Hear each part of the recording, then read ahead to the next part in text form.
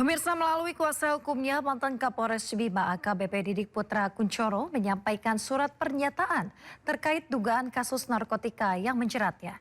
Didik menegaskan tidak pernah memerintahkan anggotanya meminta uang kepada pihak tertentu, serta menyebut narkotika dalam koper yang ditemukan saat penggeledahan adalah milik pribadinya.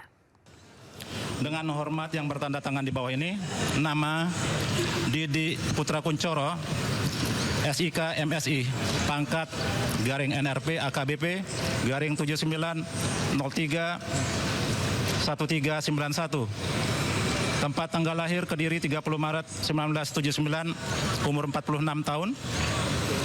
Alamat Taman Royal Arum, Kelurahan Poris, Kecamatan Cipondoh, Kota Tangerang, Banten. Dengan ini menyatakan, satu, bahwa saya menyatakan saya tidak pernah memerintahkan kepada saudara AKP Maulangi, SHMA, mantan Kasat Res Narkoba, Polres Bima Kota, untuk meminta uang kepada seseorang yang bernama Ko Erwin. Dua, bahwa saya tidak pernah memerintahkan kepada saudara AKP Maulangi, SHMH, mantan Kasat Res Narkoba, Polres Bima Kota, untuk bekerja sama dengan pihak manapun, juga termasuk orang yang bernama Ko Erwin, khususnya dalam hal mengedarkan maupun memperjualbelikan narkotika, psikotropika, atau segala jenis obat-obatan terlarang lainnya. Tiga, bahwa saya tidak pernah mengenal, tidak pernah bertemu, dan tidak pernah bekerja sama dalam bentuk apapun dengan seseorang yang bernama Ko Erwin. Empat, bahwa narkotika dan psikotropika yang terdapat di dalam koper yang ditemukan di rumah Dianita adalah milik saya pribadi dan tidak ada hubungannya dengan saudara AKP Maulangi SHMH alias Pak Eki, mantan Kasat Res Narkoba Polres Bima Kota. Demikian surat pernyataan ini saya buat dengan sadar dan penuh tanggung jawab. Pemirsa, setelah menjadi tersangka atas kepemilikan narkoba, mantan Kapolres Bima Kota AKBP Didik Putra Kunchoro dipecat atau diberhentikan tidak dengan hormat. Sementara itu, Aibda Dianita Agustina, polwan yang menyimpan koper berisi narkoba milik Didik, terbukti positif konsumsi ekstasi.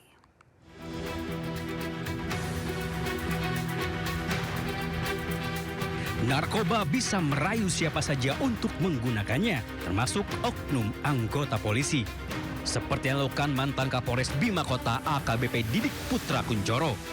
Kasus berawal dari nyanyian anak buah Didik mantan Kasat Narkoba Polres Bima AKP Malaungi yang ditangkap akibat peredaran sabu di Kota Bima. Dari pengakuan Malaungi, ia menyebut keterlibatan atasannya yang tak lain AKBP Didik Putra Kunchoro. Polisi langsung bergerak menangkap Didik. Dari nyanyian Didik, ia menyebut menyimpan narkoba di rumah polwan Aibda Dianita Agustina. Polisi kembali memburu Aibda Dianita hingga berhasil menemukan koper yang dimaksud. Bukan sembarang koper, koper putih itu berisi berbagai jenis narkoba, termasuk 49 butir pil ekstasi. Tak lama, polisi lakukan gelar perkara dan memutuskan status AKP Didik dari saksi menjadi tersangka. AKP Didik terbukti bersalah atas pemilikan narkoba. Setelah menjadi tersangka, AKP Didik Putra Kunchoro jalani sidang Komisi Kode Etik Divisi Propam Polri. Didik diputuskan bersalah dan langsung dipecat atau pemberhentian tidak dengan hormat. Pemberhentian tidak dengan hormat atau PTDH sebagai anggota Polri. Atas putusan tersebut, pelanggar di hadapan Ketua dan anggota komisi pada putusan sidang menyatakan menerima. Kini Didik Putra Kunchoro dijerat pasal berlapis dan terancam hukuman seumur hidup. Kasus rupanya belum usai setelah Didik diberhentikan tidak dengan hormat.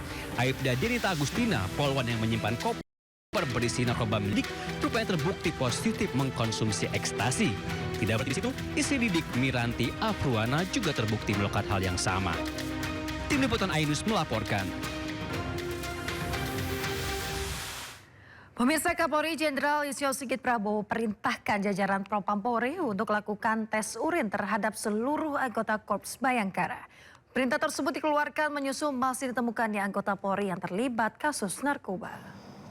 Maka berdasarkan perintah Kapolri, Di Propam Polri dan jajaran akan melaksanakan kegiatan pemeriksaan urin. Sekali lagi, melaksanakan kegiatan pemeriksaan urin yang akan kita laksanakan di seluruh wilayah atau jajaran Kepolisian Negara Republik Indonesia secara serentak dan akan melibatkan fungsi pengawas baik itu internal maupun eksternal, baik di tingkat Mabes maupun sampai dengan tingkat kewilayahan. Pemirsa, keberadaan lapangan padel di tengah permukiman penduduk di Jalan Haji Nawi, Cilandak, Jakarta Selatan memicu masalah baru. Warga mengeluhkan kebisingan luar biasa dari lapangan padel yang dioperasikan hingga larut malam. Suara tepak-tepak raket dan bola padel serta teriakan pemain terdengar jelas dari permukiman warga di Jalan Haji Nawi, Kelurahan Gandaria Selatan, Cilandak, Jakarta Selatan.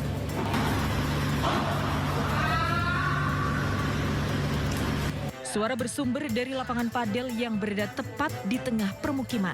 Warga mengaku terganggu lantaran suara berisik dari lapangan padel terjadi sepanjang hari, sejak pagi hingga larut malam, membuat anak-anak dan balita sulit tertidur.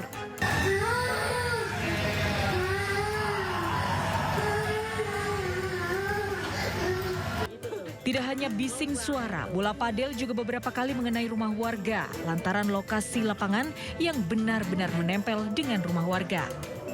Warga sudah berkali-kali melapor ke aplikasi Jaki dan layanan polisi 110 sejak akhir Januari lalu, tapi belum ada tanggapan. Ada, karena kan mereka beroperasi sejak jam 6 pagi sampai jam 12 malam ya Bu. 12 malam, dan itu kita laporkan setiap kebisingan yang ada dan kita eskalasi ke sudin terkait. Lapangan padel yang diprotes warga ini sudah dibuka sejak Oktober 2025, namun warga tidak pernah diberi sosialisasi. Setelah ramai dikeluhkan dan viral, baru kemarin pihak Kelurahan Gandaria Selatan menggelar mediasi antara warga dan pemilik lapangan padel. Dalam mediasi, pemilik padel berjanji akan mengubah jam operasional dan memasang peredam suara di bagian dinding yang berbatasan dengan rumah warga. Pihak kelurahan mengingatkan kebisingan yang ditimbulkan dari lapangan padel tidak boleh di atas 70 desibel. Dari Jakarta, Kiva Lupi, iNews melaporkan. Sementara itu, pemirsa, Gubernur Jakarta Pramono Anung menegaskan lapangan padel yang menimbulkan gangguan ketertiban umum dan tidak mendapatkan persetujuan warga akan ditindak tegas. Pemprov Jakarta tidak akan memberikan toleransi terhadap lapangan padel yang melanggar aturan. Jadi secara khusus saya sudah meminta kepada dinas terkait yang melakukan pengawasan di lapangan urusan padel ini. Besok hari Senin atau Selasa kami akan segera memutuskan bagi lapangan padel yang mengganggu ketertiban umum dan kemudian tidak mendapatkan persetujuan warga setempat dan kemudian juga izinnya tidak lengkap, maka pemerintah DKI Jakarta akan mengambil langkah tegas.